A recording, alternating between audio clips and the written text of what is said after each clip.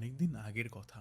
এক দেশে হরিদাস নামে এক লোক বাস করত। সে খুব দ্রুত ধনী হওয়ার স্বপ্ন দেখত। সে পরশ পাথর নামে একটি পাথরের কথা জানতো, যার স্পর্শ পেলে যে কোনো কিছুই সোনা হয়ে যেত। সে পরশ পাথরের সন্ধানে দেশ বিদেশ ঘুরত, পাহাড় পর্বতে চড়ত।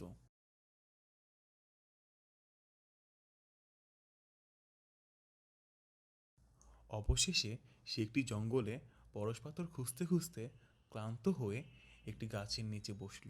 হঠাৎ সে দেখতে পেল দূরে একজন ঋষি ধ্যানমগ্ন অবস্থায় আছে। সে ঋষিটার কাছে গেল। ঋষি তাকে দেখে বলল, যে তুমি বৎস, এখানে কি করছো? সে নিজের নাম বলল এবং সে বলল, আমি এখানে পরশ পাথরের সন্ধানে এসেছি। আমি বিভিন্ন জায়গায় খুঁজেছি কিন্তু পাইনি। আপনি কি আমাকে পরশ পাথরের সন্ধান দিতে পারেন? ঋষি বলল।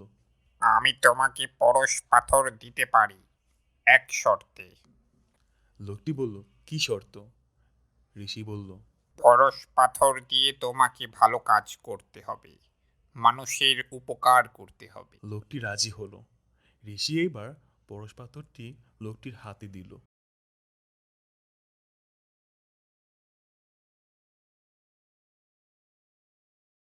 লোকটি ঋষিকে ধন্যবাদ দিয়ে পাথরটি নিয়ে বাড়ির পথে রওনা হলো।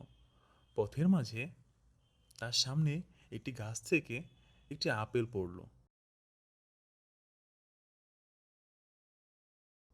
তৎক্ষণাৎ সে পরশ পাথরটিকে পরীক্ষা করার জন্য পাথরটি আপেলটার গায়ে স্পর্শ করলো এবং সত্যি সত্যি আপেলটি সোনা হয়ে গেল।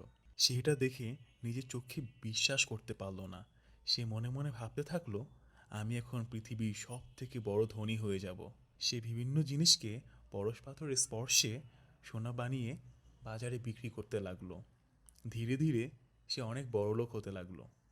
সে ঋষিকে দেয়া কথা রাখল না, যে মানুষের উপকার না করে নিজের ধন সম্পদ বৃদ্ধি করতে লাগলো। একদিন তার হাতে পরশ পাথর থাকা অবস্থায় তার ছোট মেয়ে তার কাছে আসলো। পরশ পাথর হাতে থাকা অবস্থায় তার মেয়েকে স্পর্শ করে ফেলল এবং সাথে সাথে তার মেয়ে স্বর্ণে পরিণত হলো।